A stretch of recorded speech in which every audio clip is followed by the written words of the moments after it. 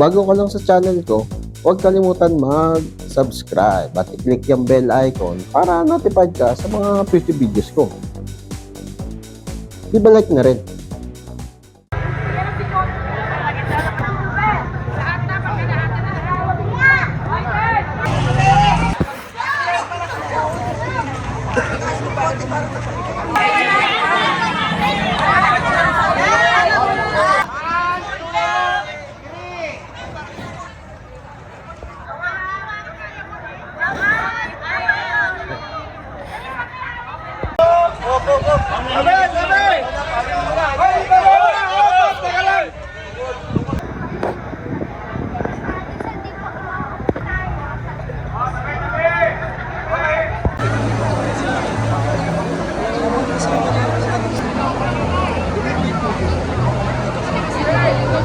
Mga kapatid, natitipon tayo ngayong gabi upang gunitain ang pagpapakasakit at pagkamatay ng ating Panginoong Hesukristo. Sa kahoy ng krus, matatagpuan natin siya na kapagubay. Hindi lamang dahil sa ating kasalanan, bagkus higit sa lahat dahil sa pag-ibig na nagdudulot ng kaligtasan.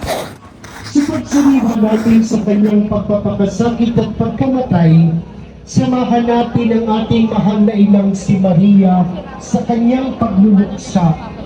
Naway makibahagi tayo dahil sa takot sa mga Hudyo at pinahintulutan siya ni Pilato. Kaya kinuha ni Jose ang bangkay ni Jesus. Sumama sa kanya si Nicodemo, may dalang papango, mga 100 libra ng pinaghalong mira at aloe. Siya ang nagsadya kay Jesus isang gabi. Kinuha nila ang bangkay ni Jesus at nilagyan ng pabango habang binabalot sa kayong lino ayon sa kaugalian ng mga Hudyo. Sa pinagpakuan kay Jesus ay may isang halamanan at dooy may isang bagong libingang hindi pa napaglilibingan. Yamang nooy araw ng paghahanda ng mga Hudyo at dahil sa malapit naman ang libingang ito, doon nila inilibing si Jesus. Ang mabuting balita ng ating kaligtasan. Pinupuri ka namin, Panginoong Hesukristo. Sa pagubilin ng mga nakagagaling na utos at turo ni Jesus na Panginoon natin at Diyos, ipahayag natin ng lakas loob. Ama namin, Sumasalangit ka, sambahin ang ngalan mo, mapasa amin ang kaharian mo, sundin ang loob mo dito sa lupa para nang sa langit. Bigyan mo kami ngayon ng aming kakanin sa araw-araw at patawarin mo kami sa aming mga sala para ng pagpapatawad namin sa nagkakasala sa amin. Huwag mo kaming ipahintulot sa tukso at inadya mo kami sa lahat ng masama. Amen. Ama naming makapangyarihan, alalahanin mo ang iyong awa at pagmamahal, at sa iyong paglingap, gawin mong banal kaming lahat na siyang dahilan kaya't dugo'y dumanak mula sa iyong nagpakasakit na anak upang pagsaluhin kami sa piging ng pagkabuhay na kanyang initatag bilang aming tagapamagitan kasama ng Espiritu Santo magpasawalang hanggan. Amen. Mga minamahal na kapatid, tularan natin ang mga tapat na alagad ni Jesus na natiling kasama niya hanggang sa huling sandali. Halinang magprosesyon sa kanyang karangalan, taglay ang kapayapaan. Sa pagkakataong ito, pagnilayan natin kung gaano kadakila ang pagmamahal ni Jesus sa atin.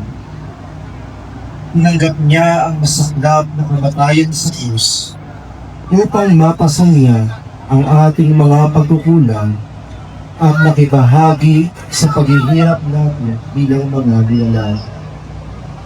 Ang paglilingin sa Kanya ay pagbabaon ng kasalanan ng sangkatauhan.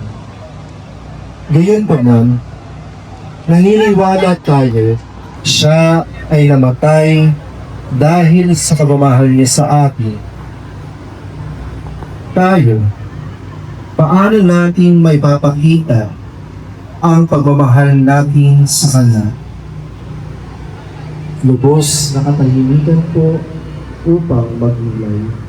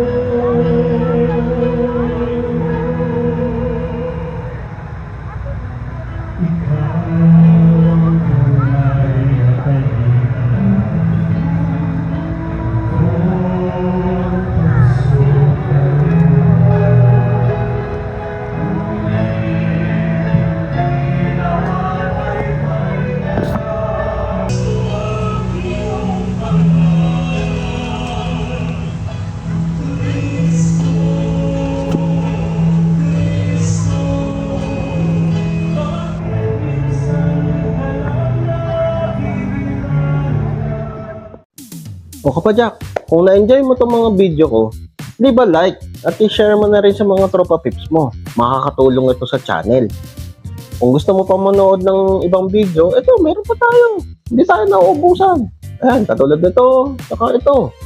O, nood ka na. Madami pa tayong mga video na i-upload. Kaya, mag-subscribe at i-click yung bell icon para notified ka sa mga future videos ko. Maraming salamat. See you next time.